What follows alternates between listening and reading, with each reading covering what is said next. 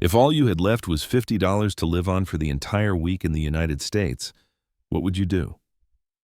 In most places that barely buys you half a tank of gas, a single small grocery bag from Walmart, or maybe a few cups of Starbucks coffee, and that's it. You'd probably spend the rest of the week worrying about the next bill, the next expense, the next problem. But somewhere, far away in a quiet corner of Asia, $50 can buy you something much bigger than survival. It can buy you life, real life, a clean, cozy room to sleep in, 3 fresh, delicious meals every single day, and long, peaceful afternoons watching the sun melt into the horizon without once checking your bank account. Imagine waking up to the sound of temple bells instead of alarm clocks, walking to a morning market where the scent of fresh bread, ripe mangoes, and sizzling street food fills the air. Drinking your coffee, not in a rush, but slowly as the river flows and the day unfolds without deadlines. Today, I'm taking you to 5 such countries, 5 real, tangible places where this is not a dream, not a fantasy, but everyday life. No hype, no gimmicks, just the truth that could change the way you think about money, about freedom, and about the way you live. Forever. And don't you dare click away before the end, because the last country might just be where you retire for the rest of your life, on only $50 a week. 5. India, a spiritual universe where dollars turn into freedom. In Udaipur, the city they call the Venice of the East, mornings feel like stepping into another time. The first light spills across Lake Pichola, turning the water into a sheet of glass. White marble palaces float above the surface like visions from a dream, their reflections so perfect you can't tell where the buildings end and the lake begins. Here, $50 a week isn't a desperate budget, it's a golden ticket to a slower, richer life. Your mornings start with the warmth of freshly baked chapati served with a fragrant bowl of lentil curry. Cost $1.50. Lunch might be a full vegetarian thali at a small local restaurant, rice, vegetables, pickles, and bread, all for $2 to $3. If your back aches or your mind feels heavy, an hour-long Ayurvedic massage with herbal oils will set you back less than the price of a coffee in Seattle. And when you want to head to the market for spices or fresh fruit, a tuk-tuk ride costs you just 30 cents. You can rent a small apartment with a balcony overlooking the lake for about $120 a month, less than what many Americans pay to park their car. And you don't need to jump through endless bureaucratic hoops to be here. The e-tourist visa lets you stay up to 180 days. Apply online. Cheap, simple. And when it's about to expire, take a short trip to Nepal or Sri Lanka, then come back and start fresh. Many have been living like this for years. Susan, 65, from the U.S., moved here last year. She told me about one afternoon by the lake I was sitting cross-legged meditating. Out of nowhere, a sacred cow, an animal revered as holy here, walked slowly toward me. It stopped, looked straight into my eyes, and then quietly lay down beside me. No fear, no reason, no explanation, just presence. I swear that gaze understood me more than my 2 kids back home. That's India, a land where chaos and serenity exist side by side, where incense smoke curls through the air, mingling with the sound of temple bells and the honking of rickshaws. In Udaipur, Rishikesh, or Mysore, life moves in a rhythm that feels ancient, deliberate, and profoundly human. You may arrive as a stranger, but a gentle namaste and an honest smile are often all it takes to be welcomed like an old friend. Safety here. Respect the local customs, dress modestly, and live with kindness, and you'll find yourself part of the fabric of daily life. Living simply in India is not about giving up. It's about gaining everything that truly matters: time, peace, connection. In India, $50 a week is not just enough. It's freedom. Freedom to wake up with the sunrise over centuries-old rooftops. Freedom to sip hot masala chai without a single thought of bills or deadlines. Freedom to end your day watching the golden light melt across a still lake, knowing maybe for the first time that you are exactly where you're meant to be. 4. Nepal, where you slow down so your heart can catch up. In Pokhara, mornings begin in a world of stillness.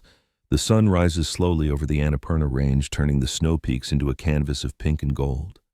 Down below, Lake Phiwa mirrors it all: the mountains, the clouds, even the quiet rhythm of life along its shores.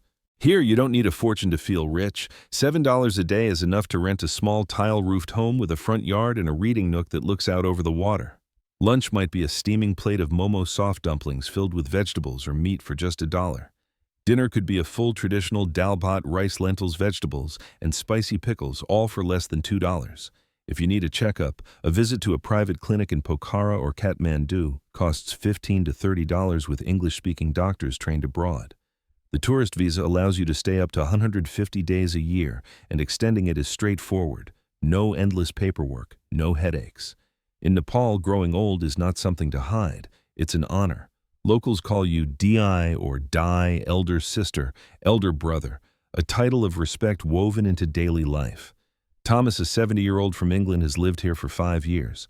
He told me I don't own much here, but I have all the time I want and all the peace I need. Days here move with a different rhythm. Mornings are for ginger tea on the porch, listening to the wind travel down from Annapurna. Afternoons might be a walk to the market where the vendor remembers your name after only 3 visits and slips in an extra mango just because. Evenings are for lighting an oil lamp, sharing hot noodles with neighbors who treat you like family. You don't have to fill your calendar here. You don't have to prove your worth.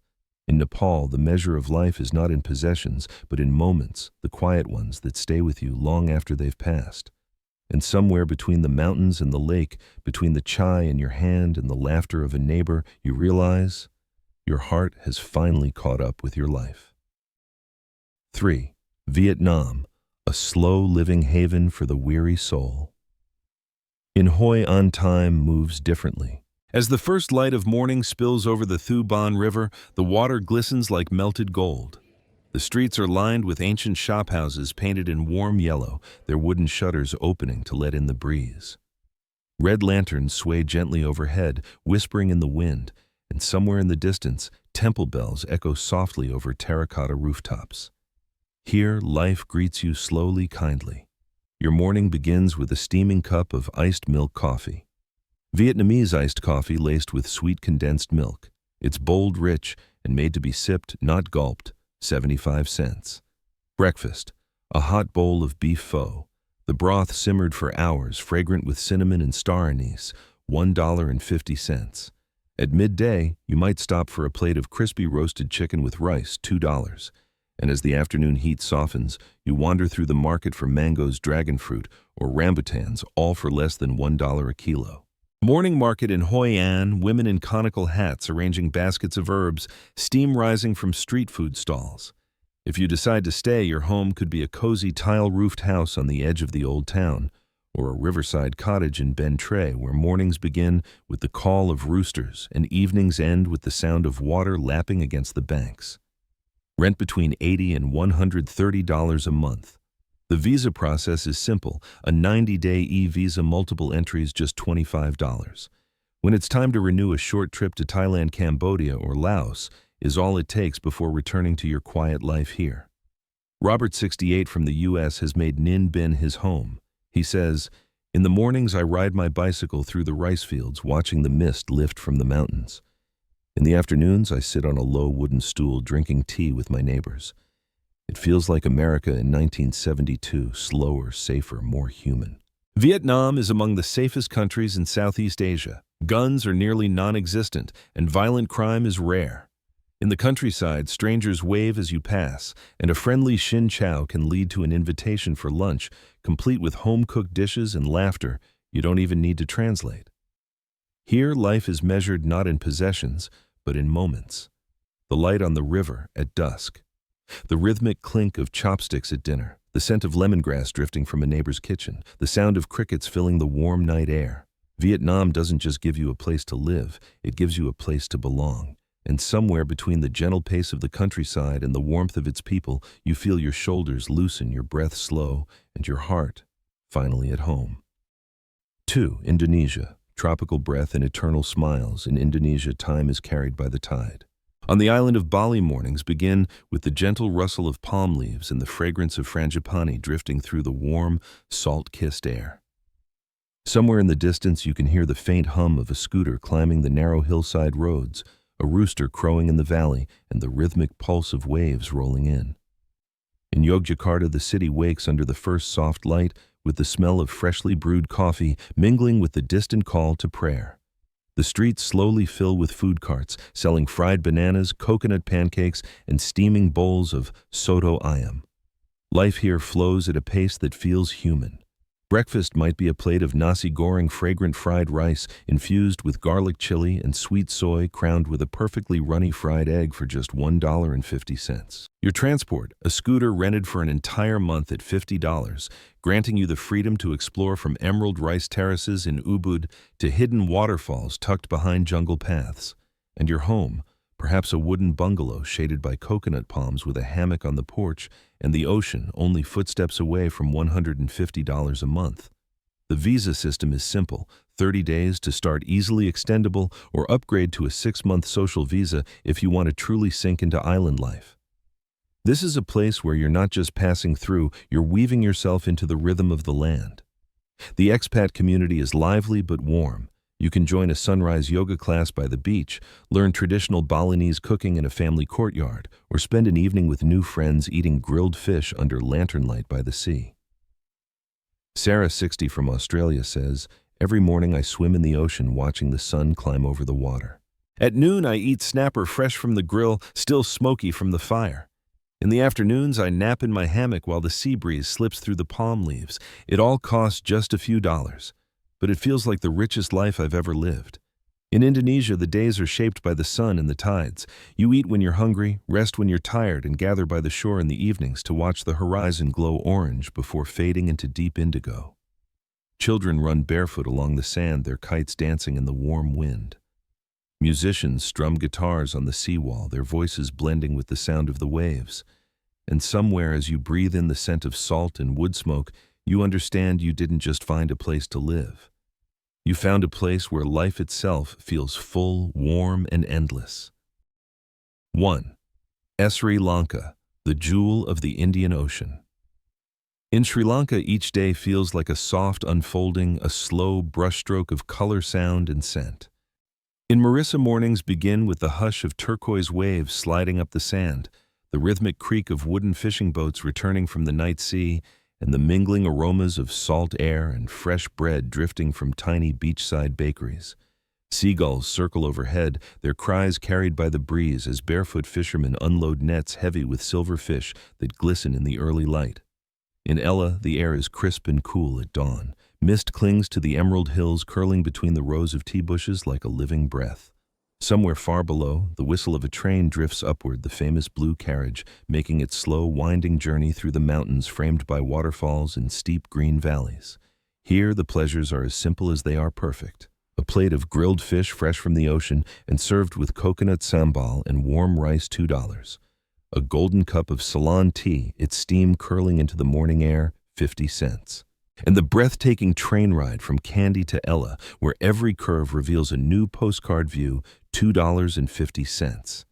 You could stay in a clean, sunlit guesthouse room, a fan humming softly above white cotton sheets, smelling faintly of jasmine, and a balcony where you watch the sun sink into the Indian Ocean in a blaze of orange and crimson. The cost, less than a single restaurant meal in the West. The visa process. Simple: 30 days to start, applied online, extendable up to 270 days a year. But what truly stays with you is the people. Here, every smile feels real, not out of politeness, but because joy runs deep in their way of life. Strangers greet you with warmth. Shopkeepers remember your name, and a shared cup of tea can turn into an hour-long conversation about nothing and everything. James, 72, from the UK, told me, "Here I feel as if I could live another 20 years, just because the weight of stress has lifted. My heart feels lighter. My days are no longer rushed, they are savored." Sri Lanka offers you a rare harmony, the eternal heartbeat of the ocean, the quiet strength of the mountains, and the soul of a culture that has welcomed travelers for centuries. Mornings barefoot on golden beaches, afternoons walking through tea-scented hills, evenings under palm trees with the horizon glowing red as the sun disappears. And somewhere between the salt on your skin, the warmth of shared tea, and the hush of a mountain night, you understand Sri Lanka hasn't just given you a home, it's given you back your peace. You've seen it now.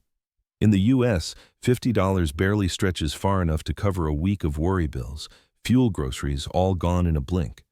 But in India, Nepal, Vietnam, Indonesia, or Sri Lanka, that same amount opens the door to a week filled with sunrises over ancient rooftops, meals that warm both your stomach and your soul, and days that flow without the weight of constant deadlines.